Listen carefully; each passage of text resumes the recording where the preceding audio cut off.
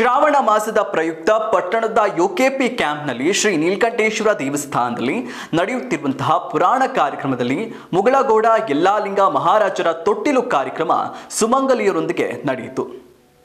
ಈ ವೇಳೆ ಪುರಾಣಿಕ ಬಸವಯ್ಯ ಸ್ವಾಮಿ ಸೋಮಶೇಖರ ಮಠ ಇವರ ಸದ್ಗುರು ಮುಗಳಗೌಡ ಯಲ್ಲಾಲಿಂಗ ಮಹಾರಾಜರ ಕುರಿತಾದಂತಹ ಪುರಾಣದ ಹಿನ್ನೆಲೆಯ ಬಗ್ಗೆ ತಿಳಿಸುತ್ತಾ ಮುತ್ತೈದರಿಂದ ಜೋಗುಳ ಪದ ಹಾಡಿಸಲಾಯಿತು. ಮಲ್ಲಯ್ಯ ಸ್ವಾಮಿ ಗಣಾಚಾರ್ಯವರು ಹೆಸರು ಇಡುವ ಮೂಲಕ ಯಲ್ಲಾಲಿಂಗ ಮಹಾರಾಜರ ತೊಟ್ಟಿಲೋತ್ಸವವನ್ನು ಅದ್ಧೂರಿಯಾಗಿ ಮಾಡಲಾಯಿತು.